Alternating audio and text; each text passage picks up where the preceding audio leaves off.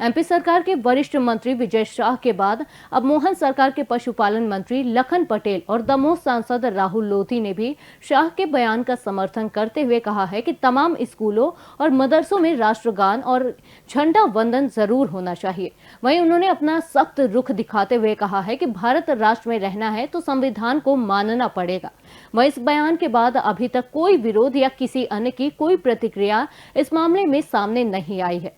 मंत्री लखन पटेल स्कूल चले हम अभियान के तहत सीएम राइज स्कूल में शामिल होने पहुंचे थे, जहां उन्होंने कहा कि देश में भाजपा इस भावना को लेकर लंबे समय से काम कर रही है कि सभी देश हित की भावना से काम करे।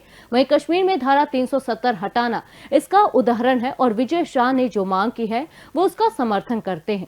वहीं दमोह से भाजपा सांसद राहुल लोधी ने कहा है कि भारत देश में रहना है तो संविधान को मानना पड़ेगा, देश के ध्वज को मानना होगा और वो चाहेंगे कि इसकी कड़ाई से पालन हो और जो उसे ना माने उस पर कड़ी कार्रवाई की जाए। भाई जिस देश में रहना उसका राष्ट्रगान तो होना ही चाहिए, कहीं भी हो, किसी भी जगह हो, और जिस देश में रहना उसका झंडा होना चाहिए। इसमें क्या दो राय है?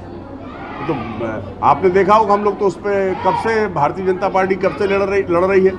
कश्मीर को जो किया है कि हम एक देश एक निशान एक विधान होगा, नहीं चल सकता। और वो देखा आपने कि माननीय अमित शाह जी के गृह मंत्री होते हुए धारा 370 हटाई गई। उसका कारण यही था कि हमारा देश अगर एक है तो एक झंडा एक निशान एक विधान होना चाहिए, और उसी उसमें किया हम लोगों ने। तो इसमें तो कोई दो राय नहीं, जो उन्होंने कहा बिल्कुल ठीक कहा। मैं इस बात से 100% सहमत हूँ और पूरी दमदारी से इस बात को लागू करना चाहिए। हम भारत देश में रहते हैं, भारत के नागरिक हैं, और हमें जोर से भारत माता की जय और क्या नाम से संविधान का झंडा और ध्वजारोहण जो भी है, सारी चीज़ें हर स्कूल में लागू करना चाहिए। और जहां लागू नहीं होते वहां पे हमें एक नियम बना पे उन पर कठोर तरीके की कार्रवाई करना चाहिए।